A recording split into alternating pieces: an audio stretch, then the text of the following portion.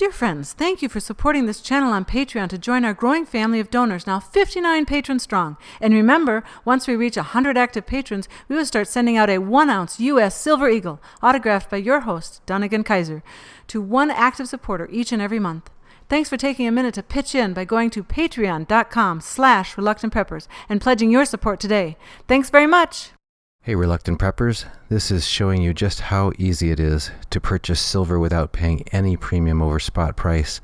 You just go to sdbullion.com/rp, scroll down and enter the special code to get silver without any premium, and they'll mail it to your mailbox, discreetly packaged. Inside you'll find a beautiful 10-ounce bar of fine silver, and you are able to purchase that and have it and add it to your stack and your collection without paying any premium, and you're supporting Reluctant Preppers along the way. Thanks.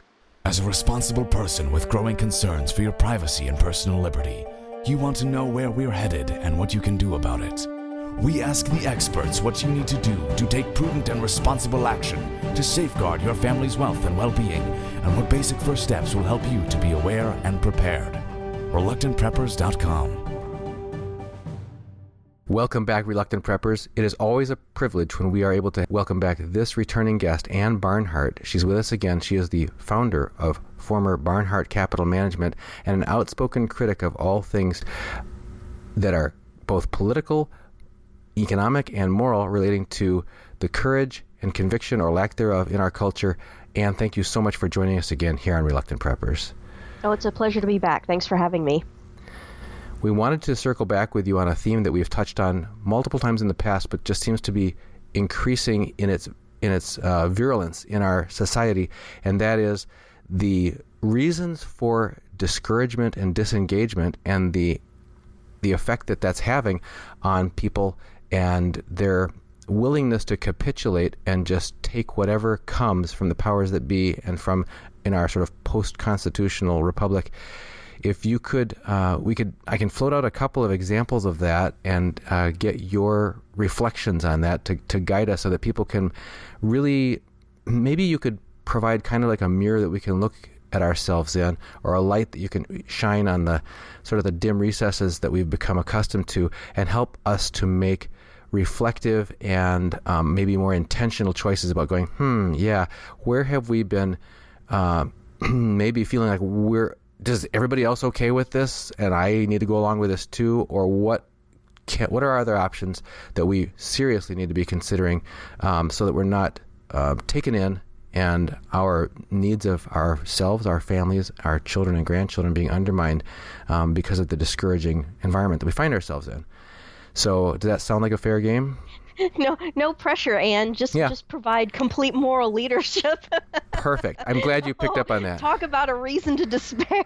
Okay. Well, we'll hold out to you to be kind of like a whistleblower and cheerleader for us, and let's see how far we get. So, all right. So we've had a couple of milestones, or I don't know. It's almost like what's the opposite of if it's an infamous thing? Signs of the time. A nadir, yeah, NADIR. Yeah, at the bottom of the slump that we've passed recently. Federal debt the official federal debt topping $21 trillion recently, and many people point out that is using cooked books and artificial figures and does not count for unfunded liabilities, et cetera, et cetera, et cetera. And now, just today, the Fed raising interest rates again, which, oh, by the way, we're going to have to pay higher rates on that $21 trillion of debt and so on. And oh, by the way, when the Fed raised rates, the Dow goes down, silver and gold went down, Bitcoin went down, and what are we seeing on the economic front? But then if you have any words about that before we plunge on into the political and moral front, because we've got even bigger fish to fry, I think. Yeah, certainly. We were talking in the little pre-recording warm-up about. I have to confess that you look at the economic situation, and you look at these headlines about the debt just keeps getting bigger and bigger and bigger, and nothing is changing. And it's an interesting thing to watch the Trump dynamic. And as your listeners know, I mean, I've never ever been on the Trump bandwagon. I mean, thanks be to God, thanks be to God that Hillary Clinton is not masquerading as president of the former United States or whatever. Thanks be to God. Let her go over to India and, stagger around over there and do what she's going to do. Thanks be to God that she's not the president of the United States. Amen. I think we're all on the same page there. But I've never been on the Trump bandwagon either. He's a moral degenerate. I was, as all of your listeners know, I was convinced that he wanted nothing to do with it, that it was all a brand building thing that he was doing, this running for president. And he was planning and intending to lose and then have his brand just develop that much more. Because, who in the hell would want to be president of the former United States? Who would want that? But there he is. And so you open up and you just keep seeing that the same economic crap is going on, the same capitulation to the criminal Congress, all of this. And yet there are so many people out there on, tying it together with the effeminacy and all of that, who are still so wrapped up in being on, quote, Team Trump, that any positive spin that's put on anything is like, oh my gosh, yeah, look how awesome this all is. I'm sorry, where is this border wall? Where is this business of not adding trillions of dollars per year now? If it's $1 trillion every 6 months, that's $2 trillion a year. And like you said, good point. That's what they're fessing up to. That's what they're fessing up to. Okay, so you're fessing up now to $1 trillion every 6 months that you're adding in. I'm sorry, where is this great Trump revolution? I'm just not seeing it. A quick word I want to say on the moral side is, it looks like this whole thing with Trump back after he'd married Melania, quote unquote married. They're not really married because Trump has multiple wives back in his past, obviously. But after he married Melania, okay, he's having sex with these porn stars and then, offering them money and then paying them off, and there are gag rules and all of this kind of crap. You people out there who are holding Trump up as being any sort of moral example on any level, I beg you, do not be so catastrophically stupid as to do this. It's obvious that this guy is a moral degenerate, okay? It's obvious that he has massive Sixth Commandment problems, okay? And, we're all so desensitized. I think one of the things that's happened in the culture with all of this sodomy and all of this sexual perversion is that when you see someone who is completely heterosexual but has terrible Sixth Commandment problems, as Trump clearly, obviously had, it's obvious. And there was even the leak right before the election of that audio tape of him talking to somebody, one of these entertainment reporters, and saying really vile, disgusting things that no decent man would say. We've all been so immersed and inculcated in this sodomite, transgender nonsense and this depravity, this sexual perversion and depravity, that when we see someone who's depraved in a purely heterosexual context, we just tend to say, well, that's no big deal at all. Hey, at least he's not gay, And this is all part of Satan's plan to get us all, desensitized to all this, so that we are willing to tolerate these moral degenerates and even hold them up as moral paragons and as exemplars. And rah rah shish boom bah, Trump is this wonderful, fantastic Christian man. No, he isn't. How could you possibly say that? Yeah, I'm glad that there have been some steps taken against Planned Parenthood. I attribute a lot of that to the excellent undercover video work that was done, exposing the fact that these people are dealing in the body parts and making massive amounts of money off of the body parts of all of these children that we white post-Christian American people are murdering. And so I attribute a lot of the success that we've had over the past, what has it been now, 2.5, maybe 3 years against Planned Parenthood, to all that kind of work. And we need to see more of that. We need to see a lot more of this undercover video reportage. We need to be exposing this stuff. We need to be exposing the truth about, what's going on in terms of, they have great momentum with Planned Parenthood, but keep supporting that and keep that going. And exposing what's going on. Steven Crowder's doing a lot of this too, with the social justice warriors, and how when these people are alone, or they think they're alone in a room and talking amongst themselves, the things that you'll hear these people talking about in terms of exterminating all Christians, and exterminating anyone who believes in God, et cetera, et cetera, et cetera. We need to get this stuff on video. This undercover video is one of the best tools that we have right now. And I'm strongly advocating that this all needs to start happening also within the context of the church. We need to get some of these bishops, cardinals, and even Anti-Pope Bergoglio, God willing, get them on undercover audio or ideally video, and get them to fess up to the fact that they don't believe in God, they don't believe in the church, they don't believe in the sacraments, and even if you could expose the fact that, all of this sodomy is going on, all this, cocaine orgies and all this stuff, get that stuff on video, and boy, that could turn the tide very, very quickly.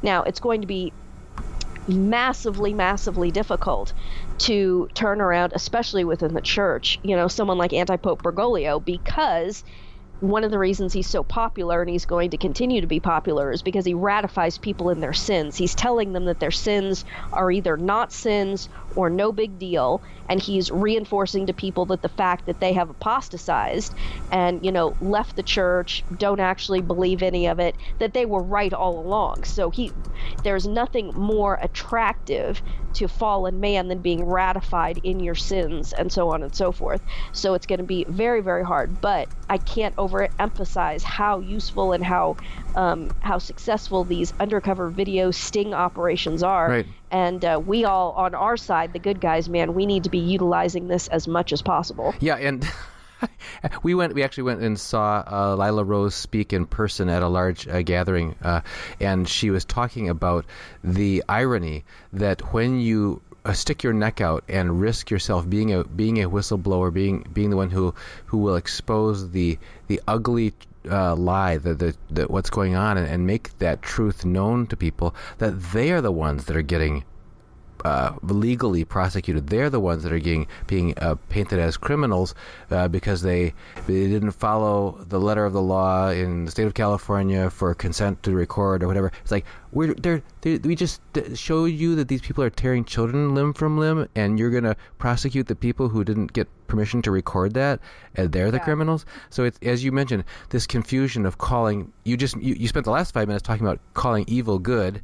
And now we're talking about, she said, and they're calling good evil, because the truth is being called evil, and all this horrible stuff that's going on, whether it's through infidelity, as you described, or whether it's murdering of innocents, is being called good. And it's a quote that's directly out of the scripture too. It's right, the woe to you who call good evil and evil good. Yep, absolutely. And that a society that embraces that as their dominant moral code is a society that is going to be collapsing. I mean, it is in collapse. It has already collapsed morally, and it's going to collapse in every other way thereafter. People think that just because the entire economic paradigm hasn't collapsed yet, that everything's fine and that there is no collapse. And the analogy I always use is Hitler rolling into Poland in, what is it, the late summer, early autumn of 1939. Up until he rolled tanks into Poland. Was it Poland or was it Czechoslovakia? Poland, yeah. Yeah, it was Poland. People were saying, there's no problem here. There's nothing wrong. All these people, Churchill, all these freaks who are talking about there's a problem with Germany and there's a problem with Hitler, they're all crazy. Everybody was saying this until the tanks rolled into Poland. And it's going to be the same thing with us. So yes, everybody's credit cards are still working, and most people have not had their bank accounts swept, et cetera, et cetera. However, except that we're all having our bank accounts swept continuously year after year after year through inflation. Yeah. Just point of order.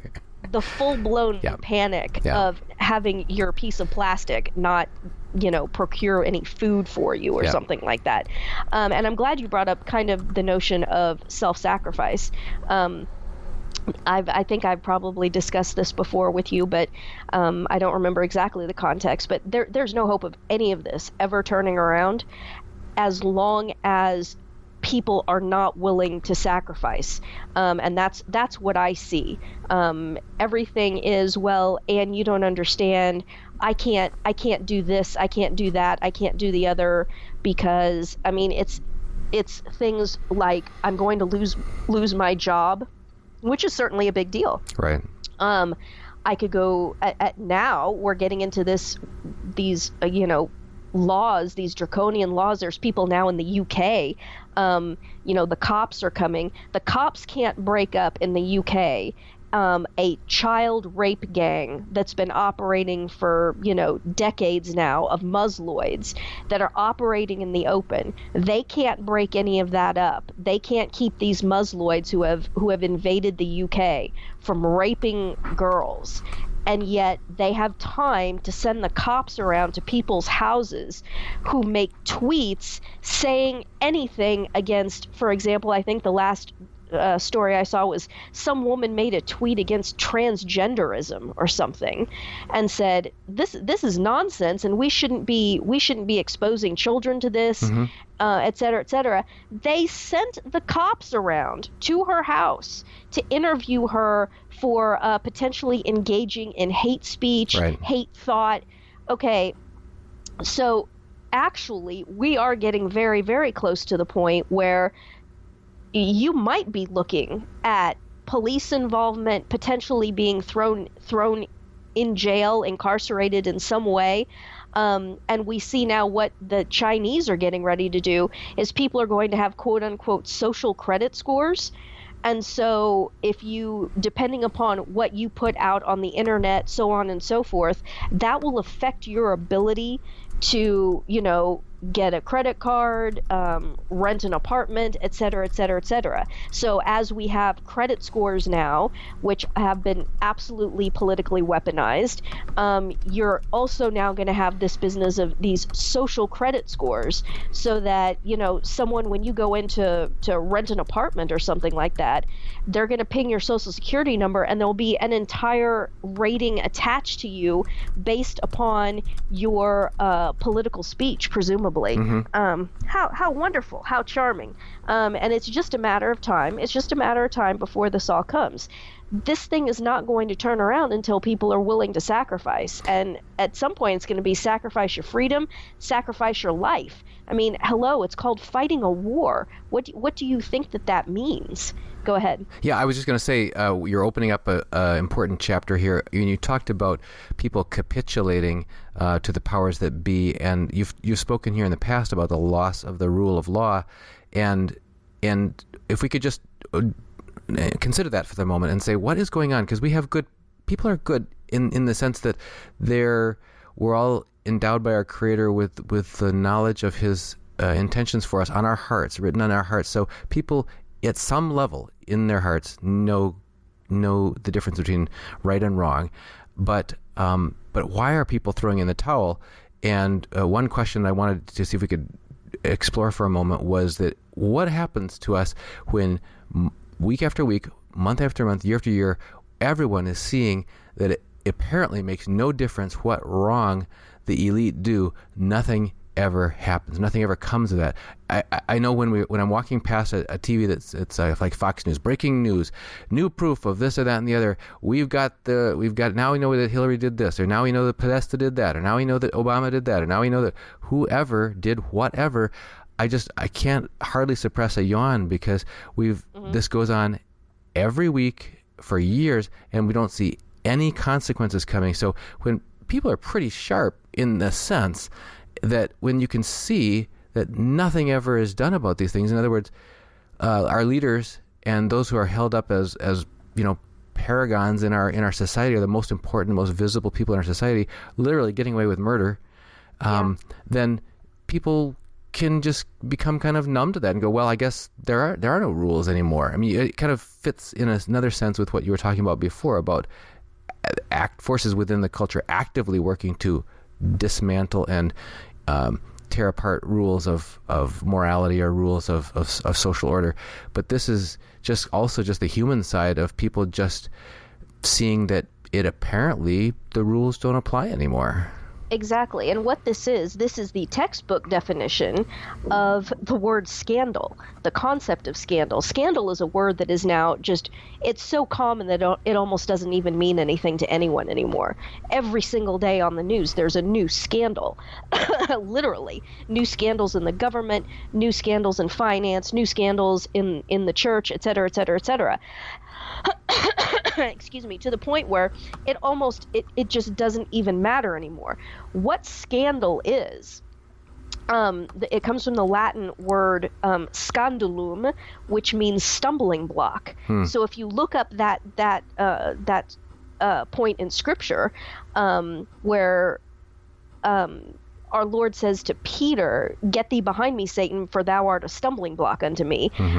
What it says in Latin is, "Thou art a scandalum." You are a scandalum, a stumbling block unto me.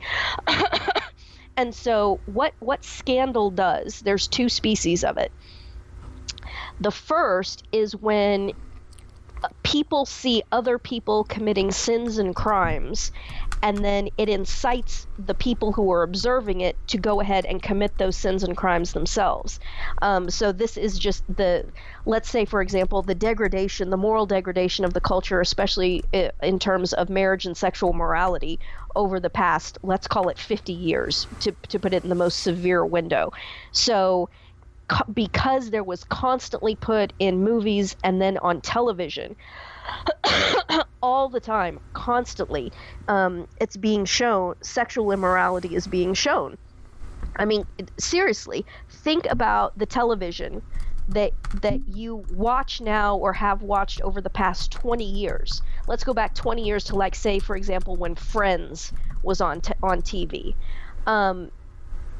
Is there an example anywhere in modern mainstream television of people who are shown being in a romantic relationship who are not having sex with each other? Right.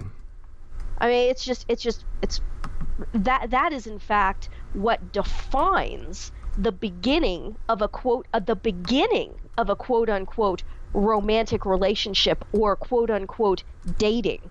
You're not in a romantic relationship. You're not dating someone until you've had sex with them.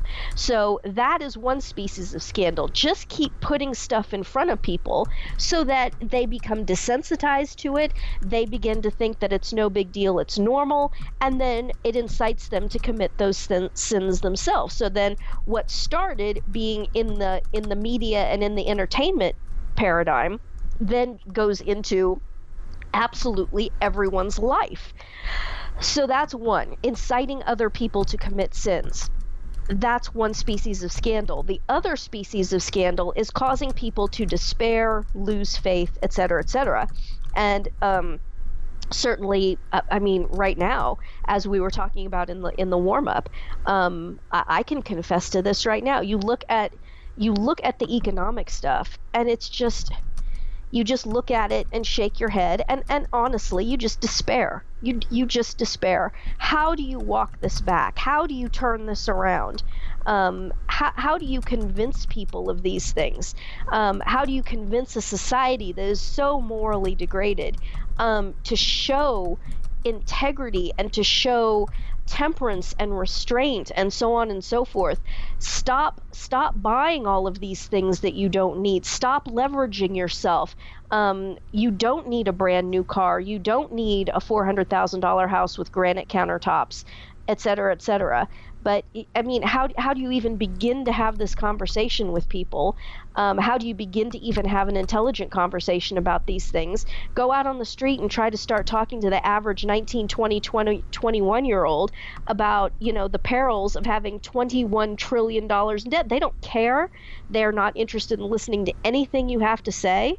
The narcissism is such that as long as they do not feel immediately, directly in their physical person any adverse consequences of this, then it is completely irrelevant. They have no interest in it. They're certainly not willing to lay down their lives, fight a war, et cetera, et cetera. So, I mean, it's very, very easy to despair, especially in terms of these secular dynamics. And that is the other species of scandal. When people are lied to in any context, and this is why, I have this rant that I give every Christmas about Santa Claus and why you shouldn't lie to your kids about Santa Claus, and tell them that this old man comes down the chimney and this old man left all these presents. That's a lie.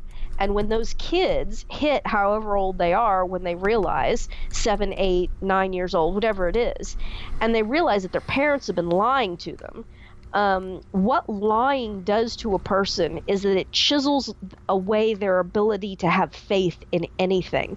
And I think that what we're seeing all around us today, and why it just feels like we're trying to run through cement in all of this, is that there's just an almost total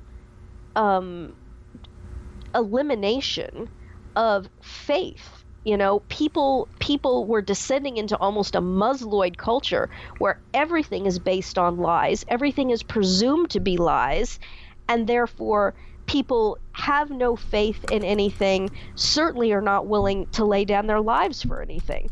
And I mean, how do you incite people? How do you get people to stand up and say, we're not going to take this anymore, we're going to have general strikes, we're going to do this, we're going to do that, we're going to turn back to God? They've all been scandalized out of the church too. Scandal goes across everything in human civilization, from the supernatural and God and his holy church all the way through secular society, government, et cetera, et cetera.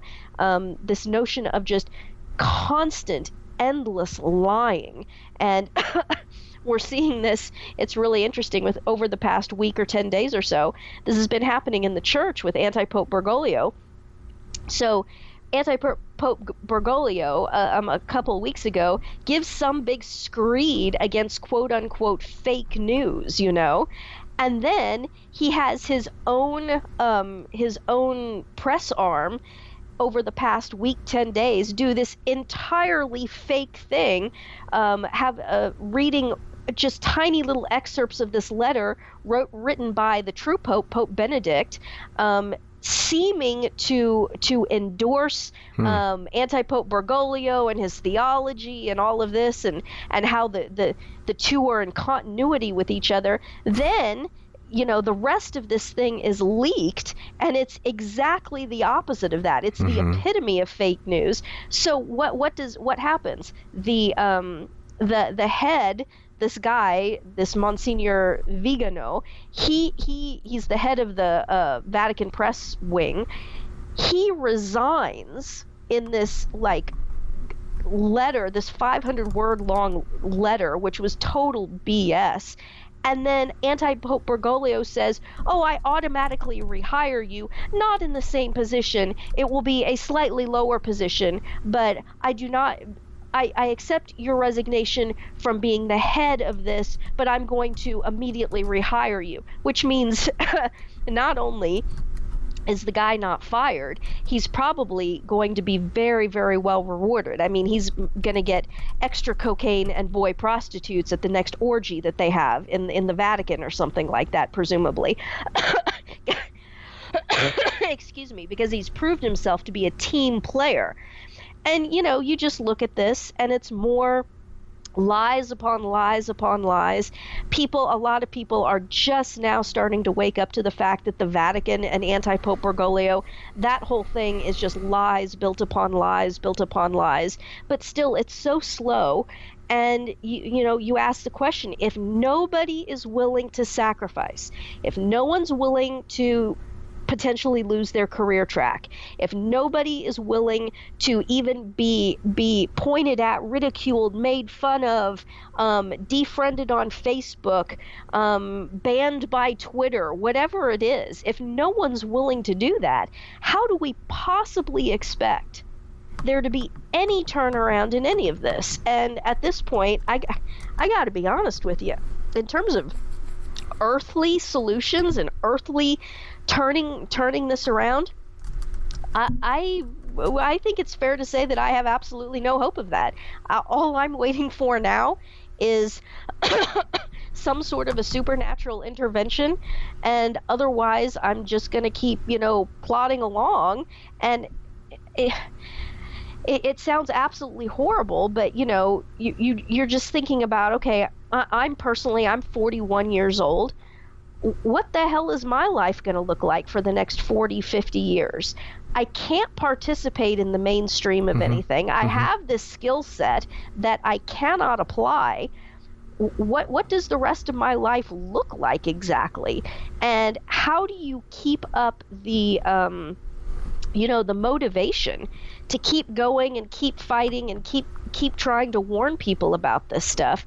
And I got to tell you, it's getting harder and harder and harder. Is it the same for you? Are you experiencing the same kind of inertia? Yeah, there sure can be that, and there are a couple aspects to add on to what you have been saying, is people perceiving that the powers that be and the institutions of society, whether it's financial institutions or whether it's governmental institutions or whether it's these other educational, news, and on, entertainment, being so big and untouchable that after all, what can one little person do is becoming a more and more common sentiment. I know I was reflecting with you earlier that I'm having this new and unpleasant experience when we've gone to a few motion pictures recently, whereas I can remember some other movies I would watch where I cared intensely and deeply about the characters and what was going to happen and what was how it was all going to turn out,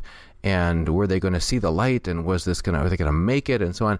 And we watched some of these either action movies or superhero movies, which seem to be like every other movie that comes out these days is a superhero movie, and go in there, and they're losing me sooner and sooner. I used to be able to hang in for half the movie, or sometimes at least 20 minutes or so, but sometimes I'm 5 minutes into the movie and it's already like I just flop back into my seat like a limp ragdoll and feel like I don't care anymore. I can't suspend disbelief anymore, because they're broken the contract with me. The writer and the director and everybody has just basically shown that they're going to do whatever they're going to want to do. There are no rules, and they're just going to overcome anything. And you can have an ordinary person getting blasted across a parking lot and slammed into a car, and they'll get up and kind of rub themselves off like, ooh, ouch, that hurt. And then they'll get up and go on to the next thing. And it's like, okay, whatever.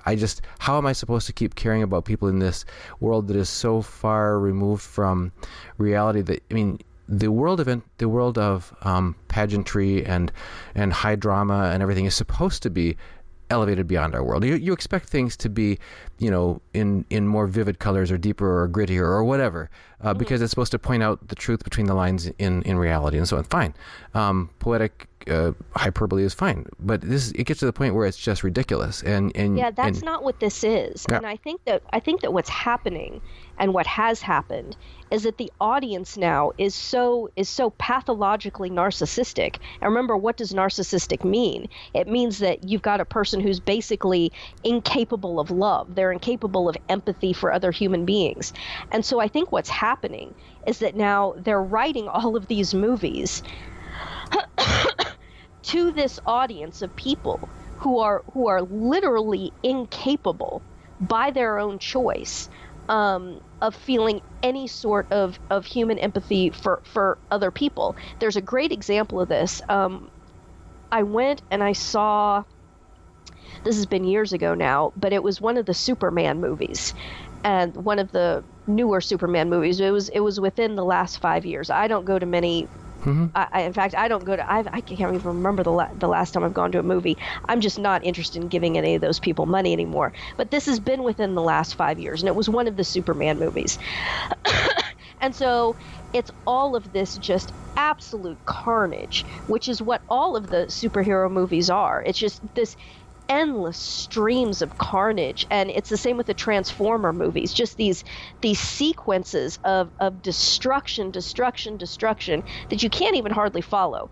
But Superman, at least, there was a little bit of a plot there. Obviously, you get to the end of the movie, long story short, and it's Superman and Lois Lane, and they're standing outside, and they've just had the massive fight scene, and it's called Gotham City. No, Batman's Gotham City. Where does Superman live? Metropolis, yeah. It's called Metropolis, but it's obviously New York City, right? And it's obviously supposed to be eliciting in our minds images of 9/11 and so forth. So in the background is Metropolis, and it's destroyed.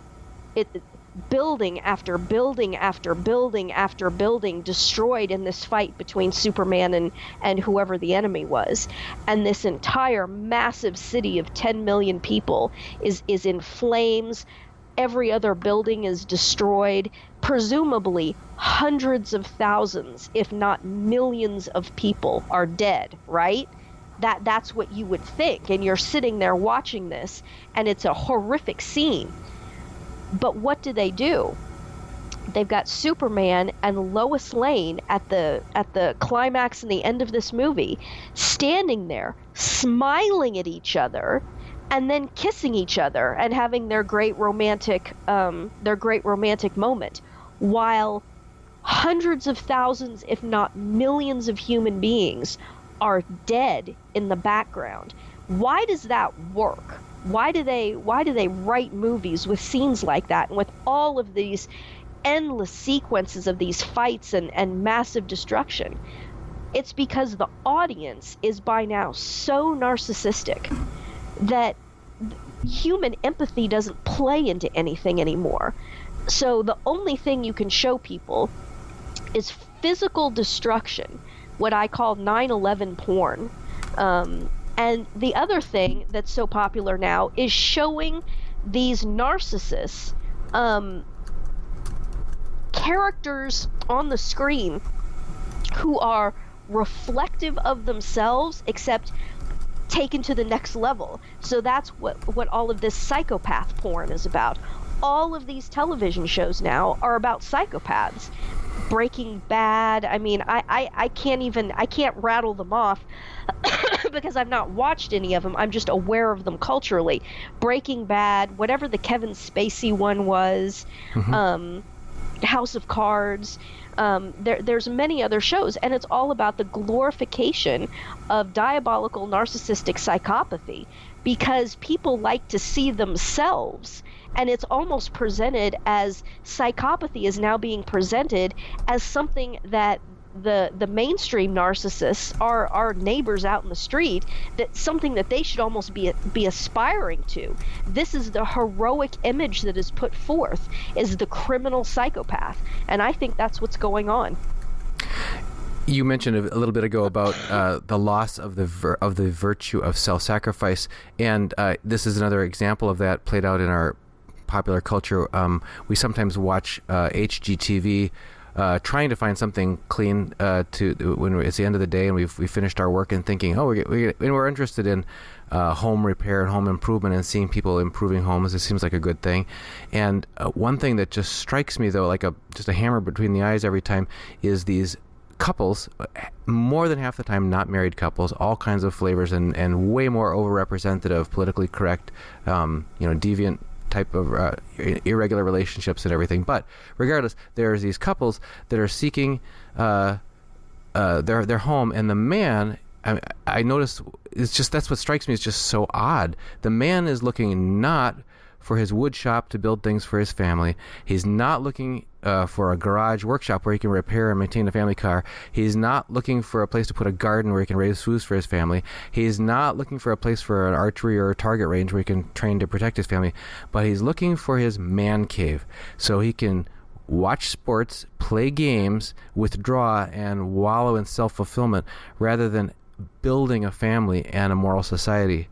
And when you talked about that sort of that capitulation, it seems extremely concerning to realize that the whole generation of men seeming to not exhibit, at least this is the model that we're being held up in front of us, is normal. The new normal for a man is a man who just basically plays. Like boys play, men work and fight, right? And so these are men acting as boys. They just want to play and exactly. and turn towards themselves rather than towards conquering the dragon, conquering what needs to be conquered, which first starts with their own inner, laziness or whatever. But so we've talked about a lot of those problems and how pervasive they are, how persistent they've been, and how easy it is, or how understandable it is for us to feel deeply discouraged in the face of them. But let's talk a little bit, at least, about the way out. Some, even Saint Therese talked about small works done with great love. So we can each individually choose to, with grace, to strive for purity. We can get married if that's our proper state in life. We can stay married if that's our proper state in life. We can have children. If you get married, you are married. There's no question about whether or not you quote unquote stay married. Admit it. Yeah, right. You see how Yeah, that creeps into our speech. Right. And I catch myself talking about people who are quote unquote remarried or people who are quote unquote divorced. No, this is all how our language has been poisoned. But go ahead. Yeah. Okay. Well, I was just thinking, have children and raised your family. And we've certainly, we particularly opted for homeschooling, and that's one thing that parents can do when faced with the indoctrination that their children are already going to be subject to with many of the books they're going to check out from the library, or most of the shows they're going to, if they see on television or on movies or on ads or whatever, they're going to be just swimming in this soup of politically correct doublethink that we've been describing. But parents can strongly counteract that and be a great protective force for the well-being of their children by providing a true nurturing environment of truth and of health in their home and associating with other families.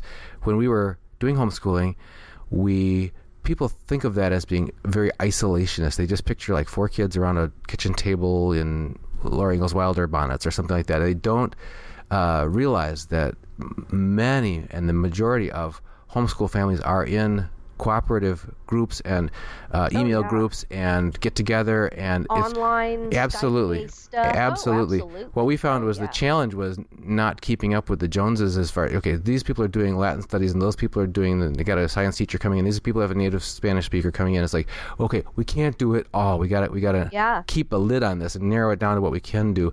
But there's a wide range of rich resources and options available, and lots of healthy socialization with respect between mixed age peer groups rather than this exclusive caste system of, I don't talk to 3rd graders, I'm a 5th grader after all, that kind of thing. And how cool it isn't anymore to think that people act like, ignoring their parents is cool in a public school setting or whatever often, versus in a homeschool setting you're expected to be respectful, to mutually respectful, that kind of thing. So that's another thing people can do. And certainly a lot of the actions that we've talked about on our channel of becoming more self-sufficient, even in the smallest ways, of even starting a very small garden, or starting to raise your own chickens or do canning or whatever it would be that becomes more self-reliant, gives you those inch stones of progress. I know when my wife and I have recently struggled with some serious illness and were set back physically, and what we could do, our stamina, our fatigue was so much different. My son, I've got I have a daughter and multiple sons who are all seriously into fitness and bodybuilding and strength training and that kind of thing.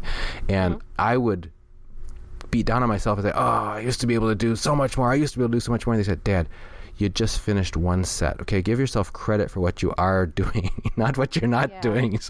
So could you talk to us a little bit about ways that we can do those small works with great love and become intentional about just building our day, the hours of our day more intentionally, because that is something we do have more control over than we often feel. Well, I'm gonna call you out personally, because you just fessed up to something. You just said, my family and I, when we want to relax, we'll turn on HGTV. Yeah. That's a cable channel. That tells me that you still have cable, satellite being pumped into your home. I think, and I've been saying this for years, and I don't want to sound like a broken record, and I'd love more than anything to say something original here, but I just keep coming back to this. And the difference that I see between young people who have grown up in a home without television and young people that grow up in a home with television, even within the homeschool community, the difference is night and day. I think if you want to do something, if you actually want to get serious, and this would be a wonderful time to do it right here during Passion Week, moving into Holy Week next week. I think if you are still pumping that satanic filth of television into your home, and you are still subsidizing all that, because remember my rant about all of this, even if you never watch Channel X, Channel Y, Channel Z, the gay channel, VH1, I mean, all of the crap channels with the garbage, even if you never, ever, ever, ever watch them, X cents per month from your cable bill or your satellite bill goes to that channel. You are subsidizing it. Right. So you're subsidizing the fact that it's being pumped into your neighbor's home and that your neighbor's children are seeing that garbage and so on and so forth. Now, don't get me wrong. I fully understand that even if you remove cable television from your house, that now the paradigm is shifting, to Netflix and streaming services and so forth, such that you can still have garbage being pumped into your home. But I think step one, obvious, clear step one, is to cancel the cable, cancel the satellite, get it completely out of the house. Force yourself to do something else with that time. Force your kids to do something else with that time. Teach them how to entertain themselves, how to play. Kids today don't even know how to play. Right. They cannot entertain themselves. The whole notion of, going outside and going down by the creek and playing down by the creek for hours on end. Yes, doing something real. Oh my gosh. Mm-hmm. That was what childhood was.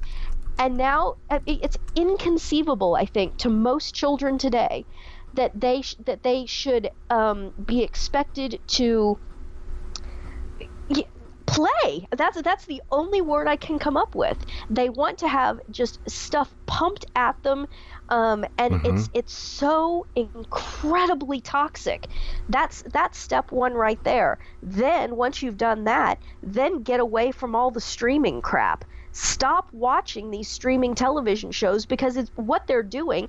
I mean, these people aren't stupid. They know that the cable and satellite thing is going the way of the dodo bird. Okay, so now they're going to just start pumping all this stuff into all these streaming services. Get rid of that too. Force yourselves. Learn to read again. Learn to play games with each other. There's so much that can be done. And, I had the opportunity to be around some homeschool kids not too long ago who have been completely raised in a home with no television and no internet. Mm-hmm. None. Absolutely nothing. These kids are, they're high school age now. They can speak multiple languages. They can play multiple musical instruments each. I mean, it's just absolutely astounding. And what you realize is it's just an allocation of time. Because there was no television and not even any internet, and because they had to engage themselves, they had all of this time available to learn entire languages, to learn competency on difficult musical instruments, and they're not even getting warmed up yet. They're not even 20 years old. Right. And they have all of these skill sets and all of these competencies, and it's just all about an allocation of time. Yeah, you mentioned that. I remember you took me back to a time when I was unfathomable to me when our children were growing up. I would always read them multiple books at bedtime, or tell them a made-up story at great elaborate length. And when I was with our grandchildren not that long ago, I asked them, okay guys, it's bedtime, ready, you can either pick a book or Grandpa can tell you a story. And they looked at me and said, no, that's okay, we got our Kindles. So here I was visiting. I don't get to see them more than a couple times a year, visiting from out of town. I have a bit of a reputation as a decent storyteller, and they said, no, that's okay, I'm good, I got my Kindle. Yeah. And you mentioned one of the toxic things you didn't mention about that, I think you implied it, but to drive that point home, is that switching your mind over from, I think it was Albert Einstein who said, play is the highest form of research. Yeah. And when you switch your mind over from inquisitive inquiry and exploring and interacting with the real world and in learning novel things about yourself and about the world, to that passive recipient of information and entertainment, the brain, the development of the brain completely switches over, and it's not conducive to growing the capacity and developing the brain as inquiry does. And it also is habit forming. And that's the other thing I think you were implying but didn't quite say explicitly about the entertainment earlier, was those big Transformer movies or whatever. The other reason we don't care is because they keep ramping up the spectacle and the volume and everything, to where it's just an assault on you. You're trying to basically stab yourself to life, because you become basically, it's an overdose of, you become so, what's the word? Toxically habituated to that stimulation, addicted to the desensitized is the word. Well, I just noticed the clock is against us here. We've consumed our time, but hopefully planted some seeds here of specific, concrete, elemental steps that people can consider to look at and examine and reflect. Am I doing what I need to be doing intentionally in the areas that I do have control over and influence over, rather than maybe if I can't immediately slay the dragons of these powers that be in the society at large, can I start in my own life and in my own heart, in the walls of my own home, and with my children and in our family. So any parting words, and where people can find you online, and what your current projects are that they should be aware of? Well, let's see. As always, the website is www.barnhardt, BARNHARDT.biz. Excuse me. That's still pretty much the only place where I am on the internet. No Facebook, no Twitter. Quit all of that. So barnhardt.biz, still selling the cattle marketing DVD, and thanks for your help over the years with that. Sure. And that's still available. It's $500 US, and it's 16 hours long, and it teaches you how to be self-sufficient in trading actual physical cash cattle, not futures, any of that stuff. That's touched on very briefly, but the curriculum is about trading actual cash cattle, both small feeder calves and also cow calf. So it's all included there. If anybody's still interested in that, I still have DVDs and I'm still selling those. You send me an email and I send you the ordering and payment instructions. They're a little bit particular given the fact that I'm kind of off the grid these days. Other than that, just be assured of my prayers. I have the holy sacrifice of the Mass is offered every day for all of my benefactors now. That's a development since last time we talked. So now 7 days a week, every single day, and it isn't just benefactors. It's also just supporters, because I know there's a lot of people out there who pray for me and have spread the word out there about me and so forth. And so it applies to everybody, not just people who give me money. But that was a goal of mine for a long time, and it finally came to fruition not too terribly long ago. So Mass for my benefactors every day. I don't know what else I could do. I don't know what more I could do than that. I wish I could do more, but there is nothing more than that. That is the highest and best, and getting myself, hopefully, and getting as many other people to heaven as we possibly can. At the end of the day, that's what matters. All the stuff in the world is certainly it's relevant, and it applies to our lives, and it affects whether or not people do ultimately end up in heaven or hell. But I think first of all, you have to have your eye in the right place, that the objective isn't financial this, physical that. The end objective to absolutely everything is where we're going to spend all of eternity. And if you put that first and you put that ahead of everything else, then what you'll find is all of the earthly stuff, oddly enough, just tends to take care of itself, and take care of itself quite well. But you do need to have that focus, and I know there's a lot of people out there still yet, and there are people right now who are being scandalized by things going on in the church, by things going on in the government, by things going on, just in the society and the culture. They're looking at things and they're just saying, they're really being tempted to give up on God. Or if they never believed in God, then they're looking at all and saying, well, you'd have to be an absolute idiot to buy into any of this now.